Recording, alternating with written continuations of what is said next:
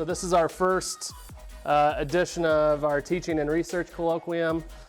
Usually they say lead with your strength, but instead they had me speak first. So we're kind of taking the opposite approach. However, I'm going to be talking about some of my research, and then my doctoral student Ryan Dillard is going to be talking about some retro marketing work that he's working on as well after I finish. So once again, I really appreciate everybody showing up, coming out, supporting. So I'm just going to kind of jump right into it. When I was putting this together, trying to think about what direction I wanted to go, I realized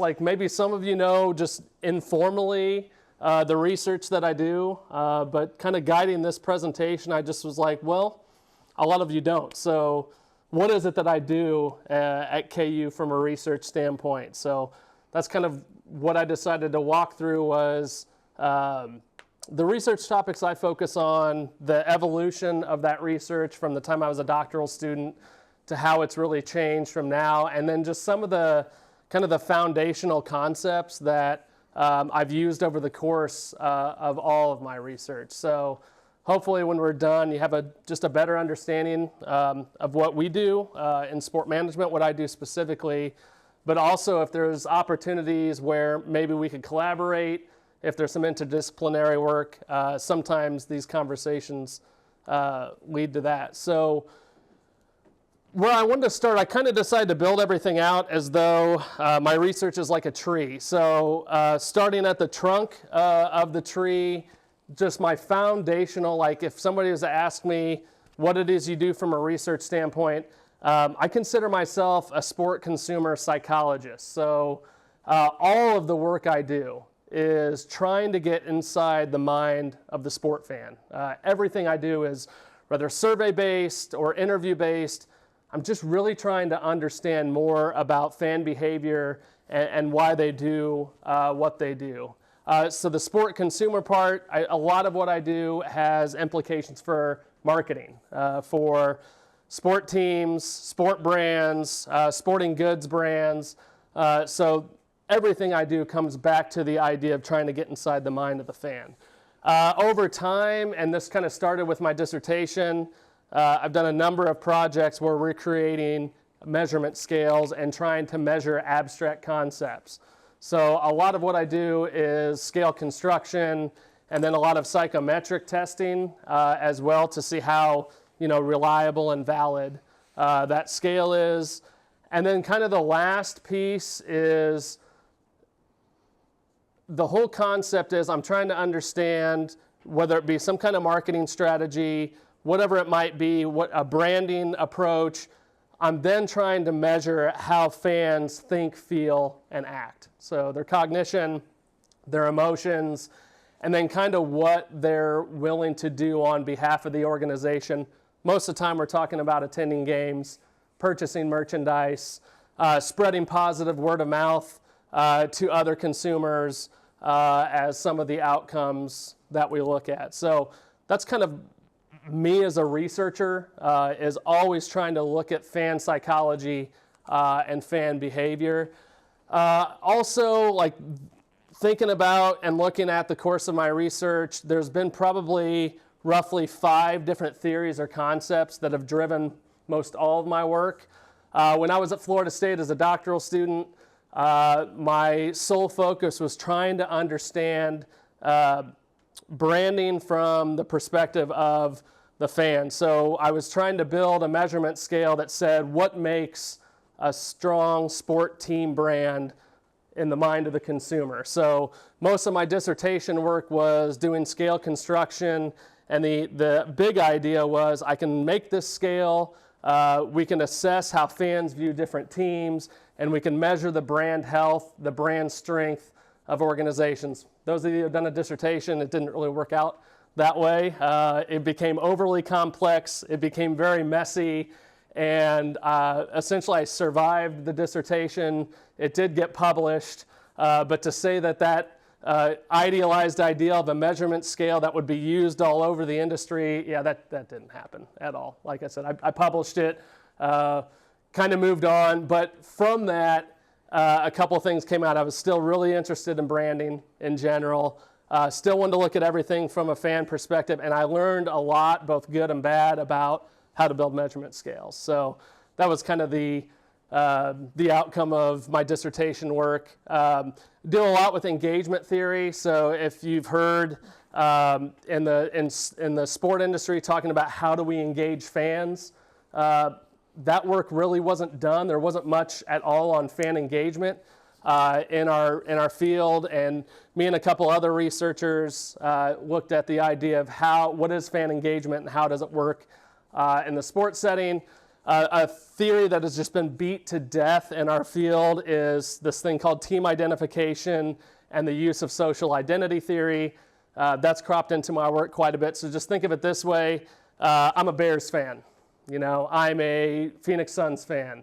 I'm a University of Illinois basketball fan. All of that makes up part of my identity as a person, along with being a father, a professor, whatever it else might be. So social identity theory is like, how does that part of my identity, how do I kind of illustrate it to others? How does it give me certain things in return? And it kind of manifests itself through this idea of team identification and different types of identification. How much of that team makes up your identity? More recently, probably for like the last 8 years or so, I've been really interested in the idea of retro marketing and then sport-based nostalgia as well, so that those positive feelings about the past, how might teams engage in different marketing strategies to try and capture and capitalize on people's nostalgic feelings. And then the most recent work that I've been involved with is looking at how is being a sport fan and fan engagement, how does that affect your personal well-being? So whether that be socially, hedonically, physically, and then over the long term, how does being a sport fan help you flourish as a human being, okay, over time? So we've had some exciting work there in the last couple of years where we're really trying to illustrate that the more engaged you are as a fan, there's a lot of personal benefits to it, health benefits, mental health benefits, and then also some long-term benefits about helping you be basically a better person as well. So there's a lot of theories that if I look back at most of my work, I'm usually drawing on one of those 5 concepts. So beyond the trunk, I would say from that foundation, there's been a number of different projects that I would call kind of branches and how it's branched out. I talked a little bit about the branding strategies and the team brand health. Like I said, I did it for my dissertation. I haven't come back to it per se like I did with my dissertation, but I have used that in some of my future work as well. And then also, kind of excitingly, me and the research team were the first ones to develop a measure of what it means to be engaged as a sport fan. How do we measure that? But then also, like, what are the potential benefits of engaging fans from a marketing standpoint, and how can teams benefit from having engaged fans? And then kind of the last part of what I would call like phase 1 of my research, which was from the time I got out of my doctoral studies to like the first 5 or 7 years I was out. We also were looking at this idea of how teams build fan communities and how can building a fan community benefit the organization. So think of like Sporting KC and all of those branded fan groups they have. They have different names, like I think Lawrence has one and some other communities. How does building connections between people impact marketing and positive outcomes for the organization? So that actually ties in with identification as well, which I'm going to talk about here in a moment. But this is what I would say is like phase 1 of my career, was looking at branding strategies, team brand health, trying to understand what engagement is and how it works, and then the importance of building social connections between fans. So something cool about identification. So I talked a little bit about identification, but we did a study in the Japanese baseball context. And basically we were fortunate enough to get access to Team data, basically everybody had what's called a fan loyalty card that they scanned at the games when they attended. The reason they did that was more games you attend, more merchandise, money off concessions, to track your fan behavior. The team was fortunate enough to give us all of that data, behavioral data, actual attendance. So we took that, we did a survey at the beginning of the season with all of these card holders. We knew we were going to be able to track their behavior over an entire season. And the question was, what's driving their attendance behavior? So we looked at satisfaction with the game, satisfaction with the event, their connection to the team, their connection to players, their connection to the sport, their connection to the local community, and also their connection to other fans as well. So we looked at all of these variables. We thought their connection to the team would be driving most of their behavior. Well, as it turned out, when we got this data over an entire season, it was actually, after everything was analyzed, their connection to other sports fans was the main primary driver of their attendance behavior as well. It was shocking to all of us. It was in one particular setting, but it also maybe illustrated the importance of building connections among fans and how when they're in that community that might actually drive some of their attendance behavior. The other cool thing, which kind of got pushed down or maybe talked less about because of that, we also measured their intentions to attend games, their intentions to buy merchandise, and their intentions in the survey as well. And what you would think is their attentions would predict their actual behavior, and we found that it didn't at all. It was non-significant. So their intentions to attend games or their intentions to buy merchandise, whatever it might be, did not actually predict their actual behavior. So why is that important? In marketing, most of the time all we get is intentions on survey data. Do you intend to buy this product? Do you intend to spread word of mouth? Do you intend to do this? But we found that wasn't even predictive of their actual behavior, even though intentions is used in our field quite a bit. So the fan community thing was interesting. The link between intentions and behavior was really interesting, and it was a really cool study. We only did it in the Japanese setting. I would love to get access and do it with American sports, but we haven't had that follow-up quite yet. So phase 2. So like after I got promotion and tenure, and I said I have to do all these branding things and all these engagement things and these things that I said I was going to do in a research line. Once I got promotion and tenure, I said now I'm going to do the things that I really want to do. And all the way back to the time I was trying to do my dissertation and my graduate work, I was a history major. I'm very nostalgic about like everything and anything in life. I pitched doing something along the lines of retro marketing or nostalgia to my advisor, and he shot it down and said, that is a shitty idea, move on. So, crushed, defeated. Yes, great mentor. I've carried that mentorship along with me. Are you recording? Anyway, so when I got promotion and tenure, I always had these ideas of wanting to look at how teams utilize the past in their marketing. It's a thing that really excited me, the thing I was really interested in. And so when I started bringing in doctoral students here, I kept pushing this idea of retro. And the first couple were like, yeah, no, I'm good. I don't want to do anything around retro. But I finally hooked one sucker into doing it and doing a bunch of work around retro marketing.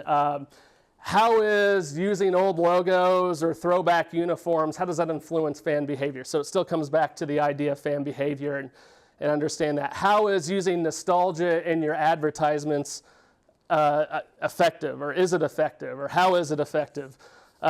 Who buys retro merchandise? Just even understanding like demographically who's more inclined to do this. What role does nostalgic feelings, or somebody like me who's like very prone to nostalgia, how does that influence fan behavior? So we kind of went along this line and developed some work in retro marketing and sport. I will say there was not one study looking at retro marketing and sport before we started the work. So there wasn't a lot to go on except in the general marketing and business literature, but also it was like it presented an opportunity that was extremely exciting. So what's something cool about our retro marketing and sport work? Zach Scola, who was a doc student here, maybe some of you remember him.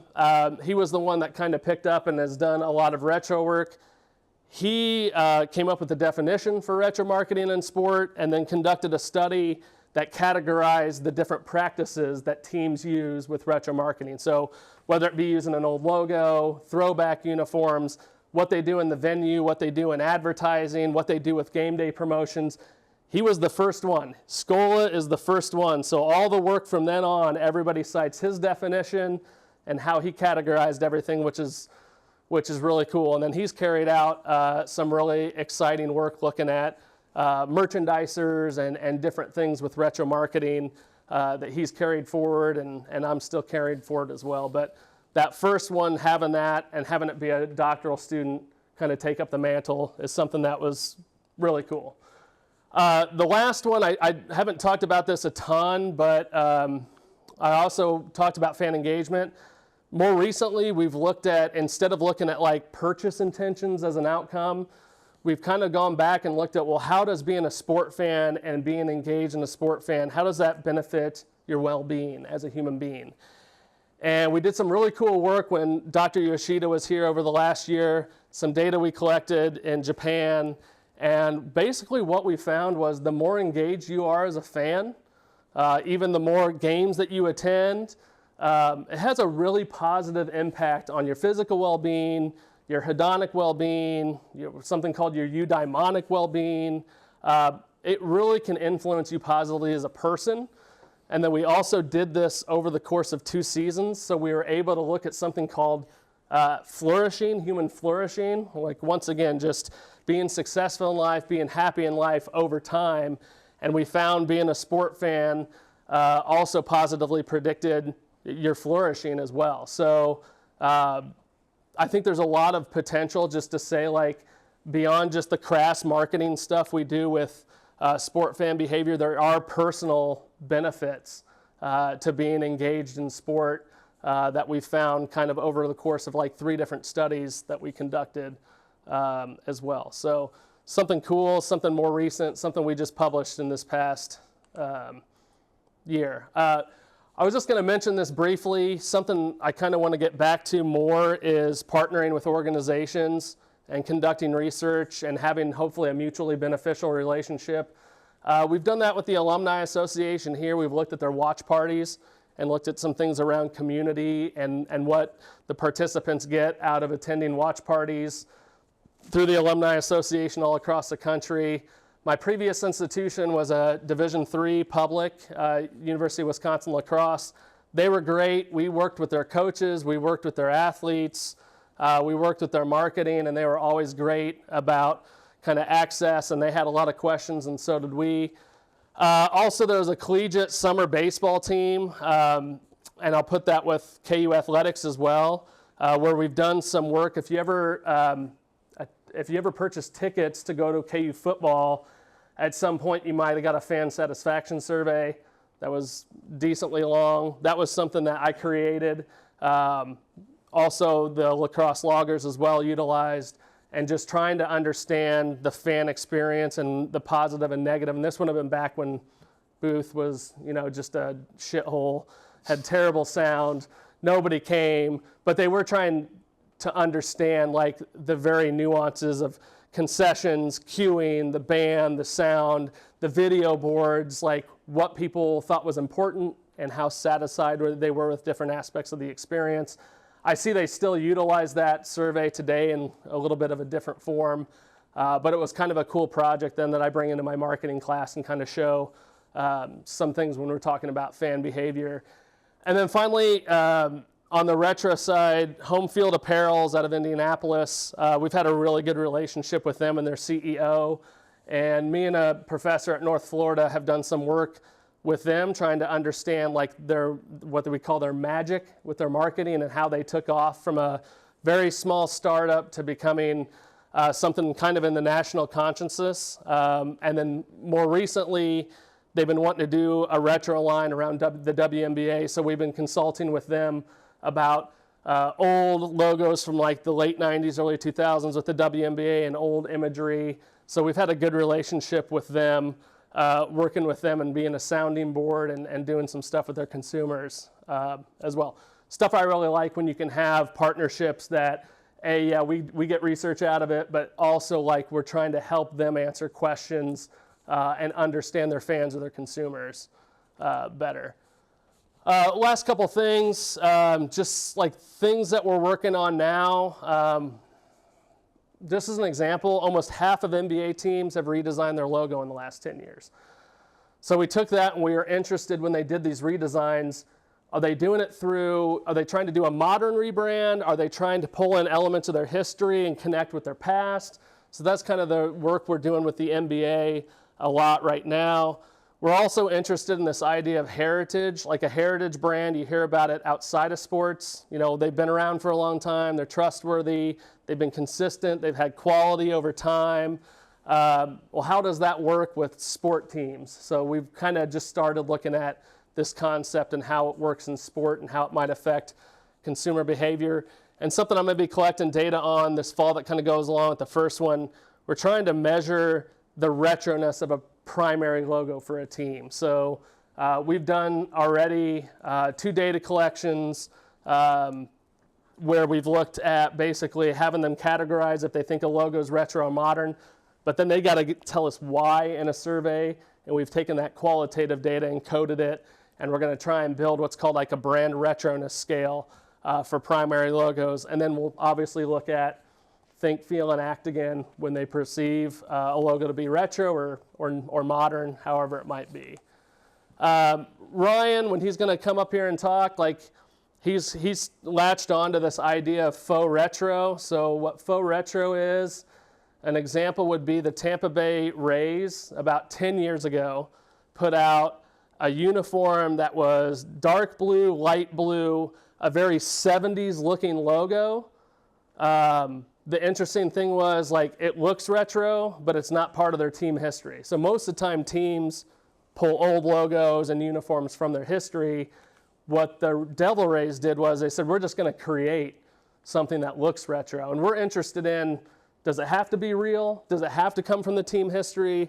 How do people perceive that? Do they perceive it the same? Do they perceive it differently? The Devil Rays, as an example, also still pull out and wear their inaugural uniforms as well. So we're interested in this idea of like real retro practices, but also fake retro, and how does that impact consumer response? Ryan is doing some work right now with like nostalgia that you personally experienced versus nostalgia that you didn't experience. So like an example with our students would be they were alive and fans for the last national championship, but like the Mario Chalmers one, most of them weren't, or if they were, they're extremely young. So we're trying to measure personal nostalgia, what we call vicarious nostalgia, where they weren't alive for it, they didn't experience it, and how does that what kind of effect does that have if it was lived or if it was vicarious? And then the last thing, like one of my hobby topics from my doctoral studies, I was really interested in negative fan behavior. Like why do fans act the way that they did? I did some qualitative work with a student section at Florida State that was really cool, and we tried to understand what they did and why they did it. More recently, I'm part of a research team that got a grant from the Japanese government to study fan ill-being instead of well-being and how that influences different things. So that's something we're going to be looking at this year. Instead of looking at like how being a fan can be positive, we're also interested in the dark side of fandom and what that might mean as well.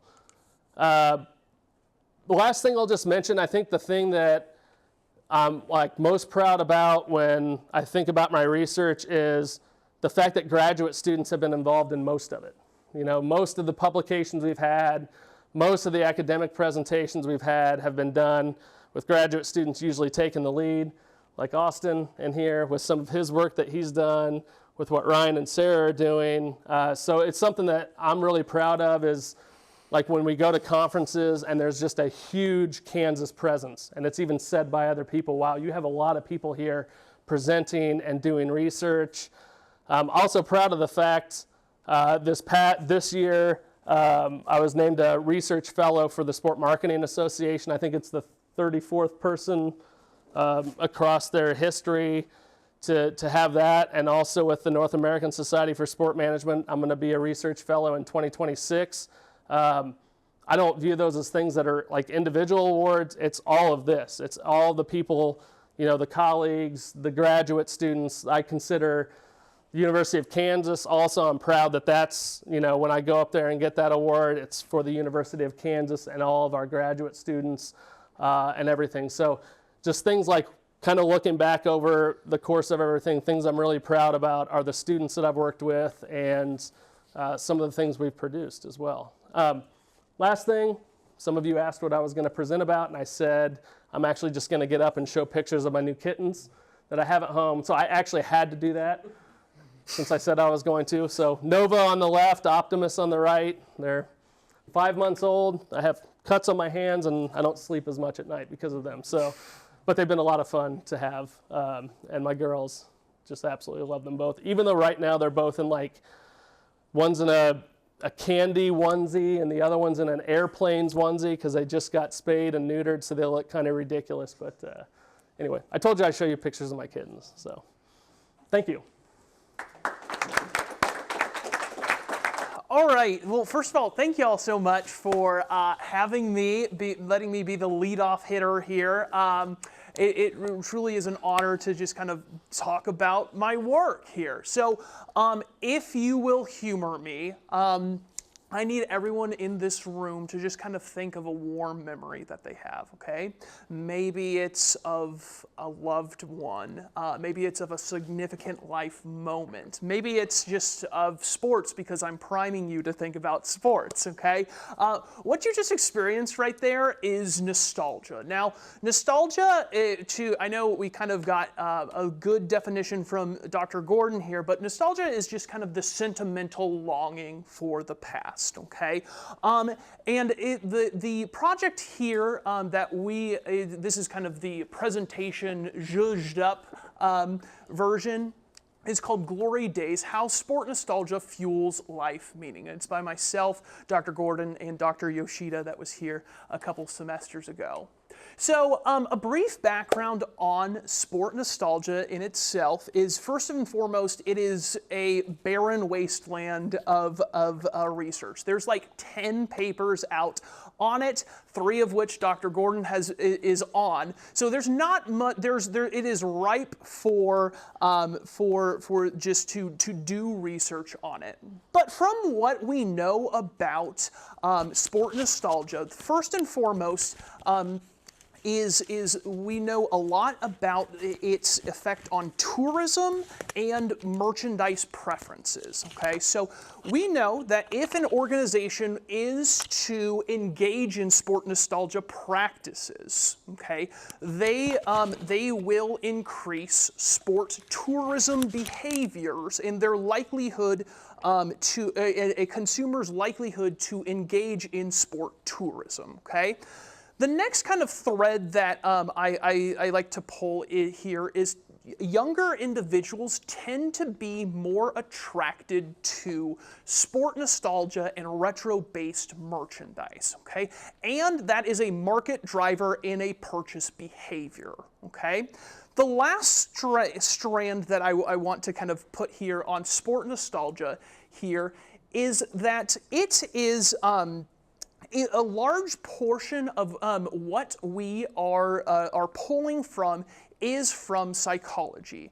We know that, so from these kind of tidbits on sport nostalgia of what we have, we know that nostalgia is kind of a market driver. It kind of drives behavior, okay? Now, its connections to psychology is really cool as well. All right? Nostalgia increases social connectedness levels in individuals, okay? It allows you to look at the past, kind of reconcile the past, and kind of look forward and feel connected to your community and the people that you kind of love the most. The next thing is that nostalgia increases optimism about the future. We think about nostalgia as this past-bound thing, but kind of what the way that psychology has constructed this is that it allows you to kind of look at your past, reconcile with the past, look at yourself in the present, and move forward successfully. So it's a really, really cool tool to bring yourself and push yourself forward. Okay, and then lastly, and this is super important for sport organizations, nostalgia buffers threats to your identity.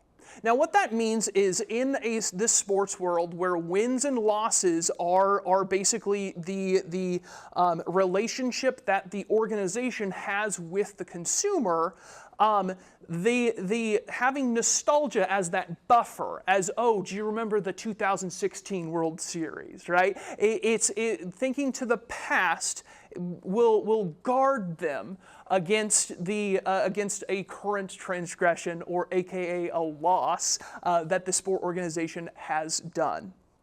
Okay, so I want to walk you through this research model. Now, like I said, this is a fairly basic research model because there really is not much to go across. One of the big goals of this research is to develop the theoretical underpinnings of nostalgia. Okay, so we said if we can induce nostalgia in an individual, okay, nostalgic feelings, we kind of said, okay, through the research that I just kind of said, it's a behavioral driver. Well, what does this behavior manifested itself in?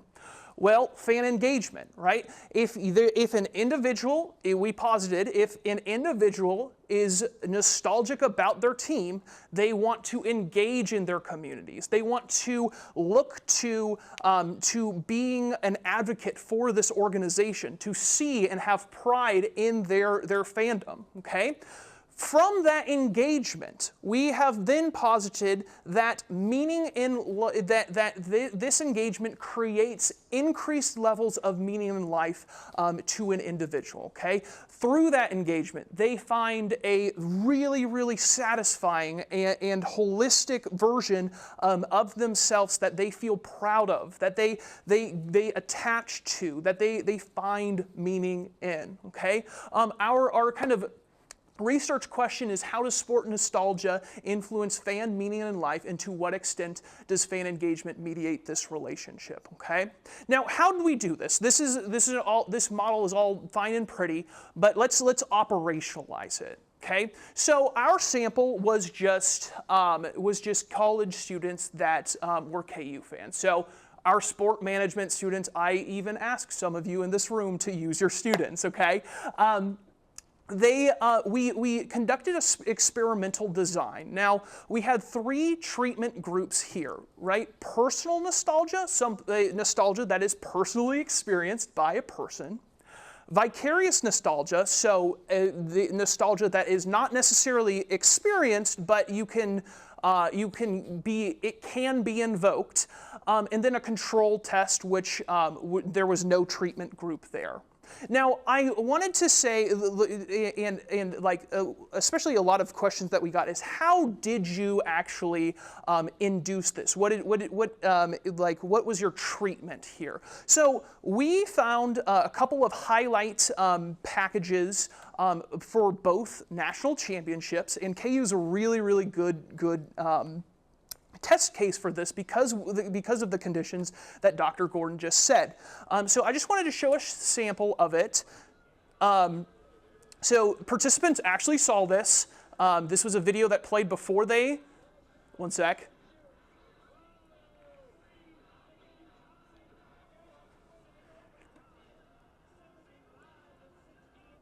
So that was a video that played before, that was their treatment, and then after we then measured their nostalgia levels, and so we then conducted a structural equational models for that. So what is the implications of this research? Why is this important? Well, first and foremost, it develops the theoretical underpinnings of sport nostalgia in itself, right? Like I said, there's like 10 articles out there, and so in order to do more complicated stuff, in the sport nostalgia realm, we do have to just develop the theories behind it and the rationale behind more complicated decisions, okay?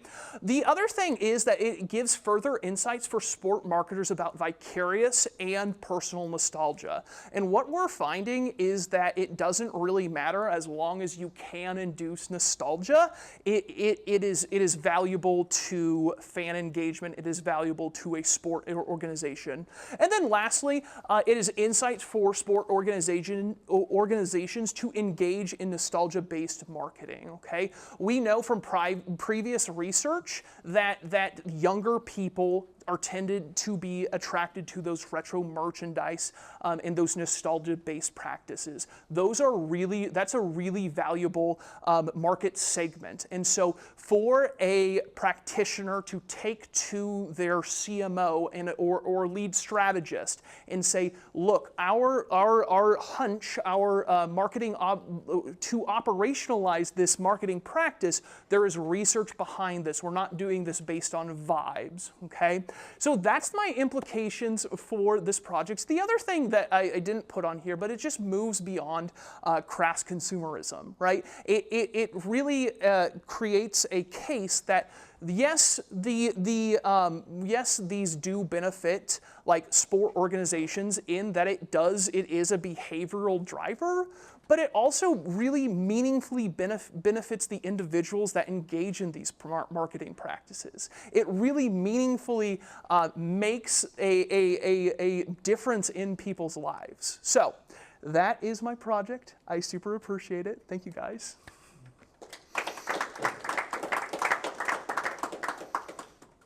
Any questions? Questions for Ryan? For the nostalgia picture, I'm surprised you didn't have that Alabama kid flipping the bird to the... Oh, I know. I wish. that was too recent. Yeah. He's already turned into a meme. Yes. So what's the data showing that this, our team affiliation actually improves quality of life? Because I'm not sure that's consistent with my lived experience. So I would say that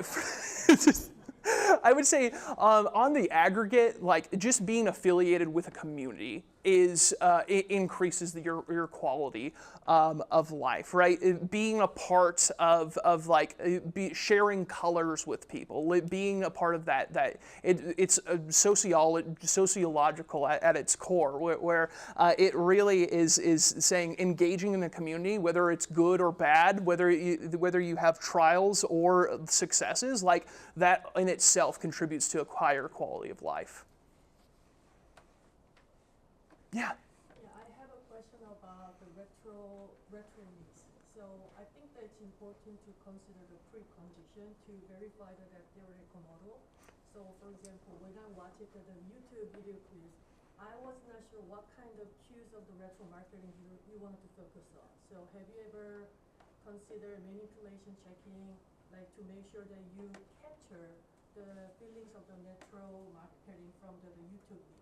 Yeah, so that's a really good the question, and the retroness, like the retroness of something, is a scale I think that Dr. Gordon is actually making right now. Truly, that was a consideration that we had at the beginning of this project. There's just not a scale quite yet for it. So truly And what the conversation was is the person experiencing nostalgia from the treatment? And if so, we can move forward with their results, and if they're not, obviously their results should reflect that. One more question. Yeah. So I think that if the fans will be highly engaged with the retro marketing or teams, I think that they will be easy to tend to involve with the feelings of nostalgia, for example. So I'm just wondering why the fan engagement will be mediated between retro nostalgia feelings and the music in life. Is there any theoretical behind of the model? Yeah, so we originally actually had these switched. However, we realized that this relationship of fan engagement and meaning of life is a fairly well-established relationship. So we really rationally could not switch that relationship without like some serious theoretical backing, in which, like I said, there's just none. So we kind of said, let's put fan engagement as a mediator. Let's see what it does. Let's see how it mediates that relationship between nostalgia and meaning in life. We found that it's been overall successful. Thank you. You're welcome. Yeah. Yeah, my name is Winston. I just wonder, I understand why Dr. Gordon interested in retro because his majors of history. Yeah. How about you? Why are you interested about this topic? Yeah, so I've always kind of had a knack for just in general marketing, and I've always kind of been engaged in some marketing spaces. I freelanced on the side, and I've really just been attracted to just the fashion aspect of it. And then I kind of was like, well, I want to see how you actually market that to an individual. What does that look like? How does it operationalize? What's the strategy look like? And so that's why I'm kind of interested in it too. Appreciate it. Yeah, thank you, Winston. Cool. Thank you guys so much.